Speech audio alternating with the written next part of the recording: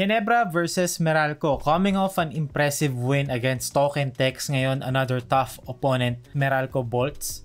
Isa sa mga rivals ng Barangay Ginebra. In this game, nagsimula sila with the same starting lineup and immediately nakita ulit natin yung hot potato basketball na ginawa nila the previous game. Yung triangle offense nila pero they're executing it way faster. Hindi sa kung gaano kaaga kunin yung tira but kung gaano silang kabilis mag-decide at kung gaano silang kabilis, overall decision making. Makikita natin dito, forward pass from Scottie Thompson. Diba? Half court set na to eh. Hindi na to secondary break, hindi na to transition. This is their half court set. Forward pass papunta sa corner, nag-cut si Scottie Thompson, diba?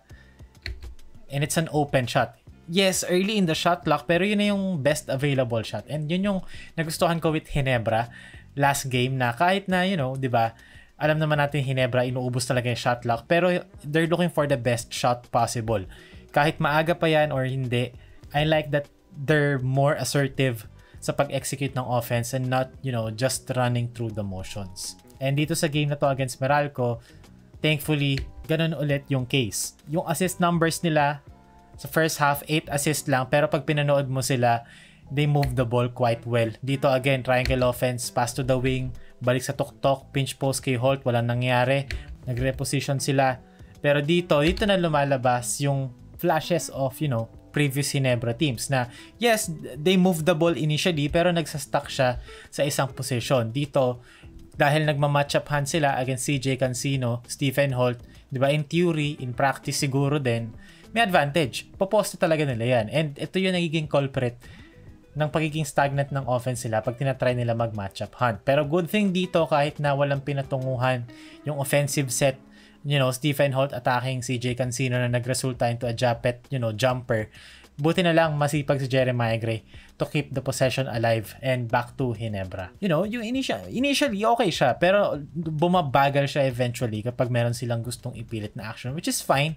Diba? Occasionally gusto mong gawin yon kasi in theory it's an easier way of getting a basket. Dito naman not the fastest in terms of decision making and execution pero dahil kasi yun sa defense ng Meralco Bolts. And ang binavalue ko dito is yung intention nila to keep things pushing and moving. Dito, di ba, Norbert Torres sa trail, sa slot, as their trail big, zoom action, RJ Abarientos gets the ball, kicks it out to Troy Rosario sa roll and replace. Basically, ang roll and replace, pagkadaan dito ni RJ kay Norbert Torres sa screen, magro-roll dito si Torres, di ba? And this defender here, naturally, or si Bong Quinto would help off their defenders para saluhin yung roll kasi that's the easiest basket kapag hindi mo kinontain.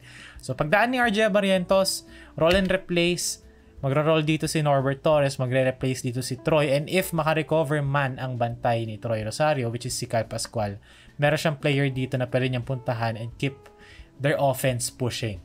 Which is isa to sa mga paborito kong actions, yung zoom action into roll and replace kasi tuloy-tuloy siya and pwede mo siyang i-exhaust hanggang sa maubos yung oras hanggang sa gusto mo. Pero dito, Troy Rosario with his own liberty, dinaretso niya na dahil gusto niya matchup niya kay Kyle Pascual. Sa place naman na to, second quarter, gusto ko lang i-highlight na si Jeremiah Gray, maganda nilaro niya ng quarter na to. Masaya ako na mukhang bumabalik na yung confidence na sa loob ng court. He looked comfortable and happy out there. And sa second quarter, he scored 8 straight points. Isa sa mga yon 4-pointer. And, nagsimula yan kasi nag-e-effort si Jeremiah Gray sa lahat ng plays. Diba? Nagka-crush siya ng mga loose ball, tapik-tapik. Nag-e-effort siya defensively, off-ball. On-ball, medyo nagsastruggle siya to keep up or keep in front of his defenders. Pero yung effort, lagi nandun. Na I'd argue, dapat nga, i-tone down niya ng onte kasi naka 99 motor siya. Pero, unfortunately, yung tolerance ng katawan, diba? Parang, Jeremiah Gray, chill ka lang, Jeremiah Gray. Like, parang, kalma ka lang sa kakagalaw. I appreciate the effort, the hustle, and the energy, pero tone it down ng onte. Mas mahalaga yung offensive contribution instead of, the extra plays. Kasi meron naman Scottie, may Holt naman dyan, may Troy. Pero, I appreciate na wala na siya sa utak niya. He's not overthinking things. Naglalaro na lang siya, and kaya nakikita na ulit natin yung Jeremiah Gray of before. Yung mga Bay Area days or even yung TNT. And again, this is hot potato basketball. sa Ginebra na naging malaking reason sa pagkapanalo nila against TNT. Diba? Pinch post, triangle, rebound, screen cut kay Jeremiah Gray. Diba? They kept it moving sa play na to.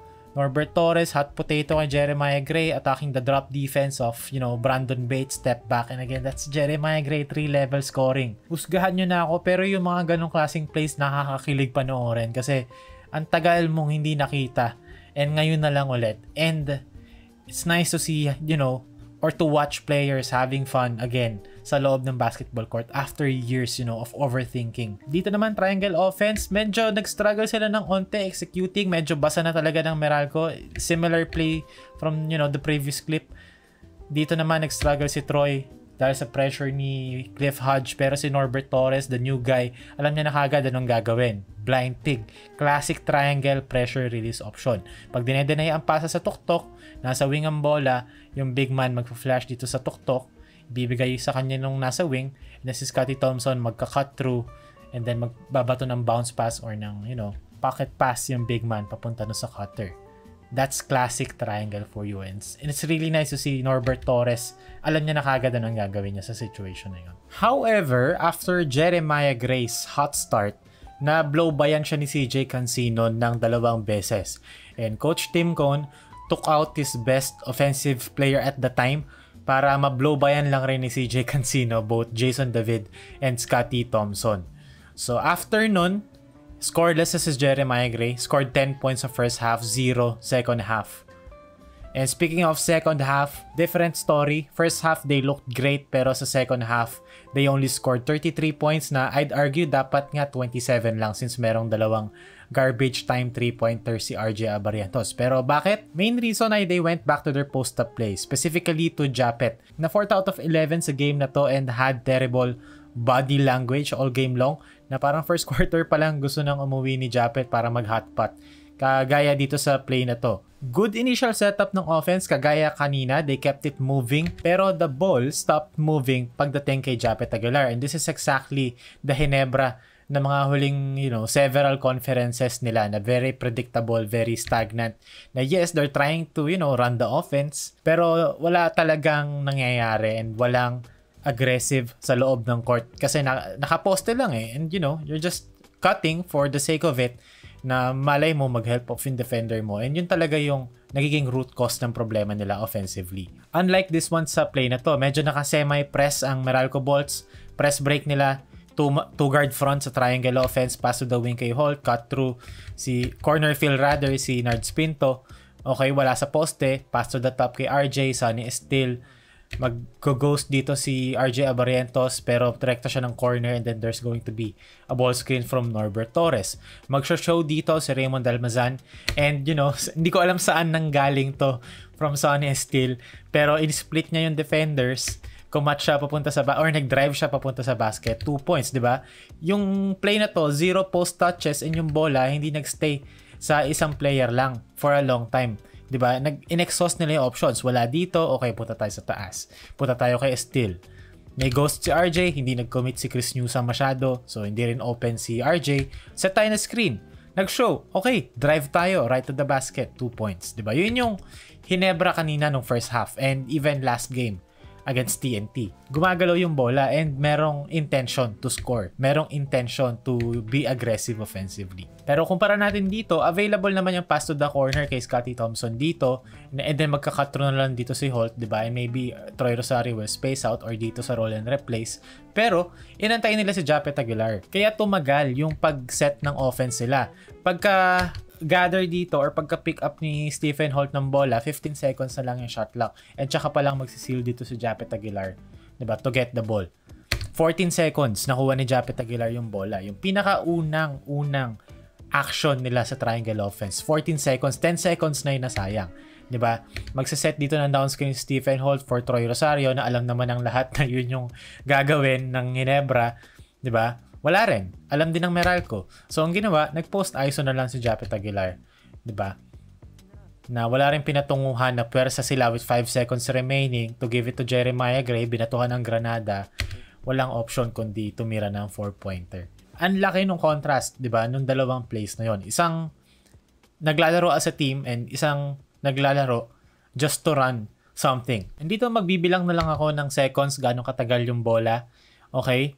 Pagdating kay Japet Aguilar, magbibilang tayo. Stephen Holt, papunta kay Japet. 1,000, 2,000, 3,000, 4,000, 5,000. 5 seconds kay Japet Aguilar yung bola. And then, binalik sa kanya, wala rin nangyari. So, nagsayang lang sila ng shot clock. 0.6 na lang yung natira after nun, nung tawag na yon. So, basically, 24 seconds para sa wala. Dito, Scottie Thompson, they run the triangle offense, sideline triangle to.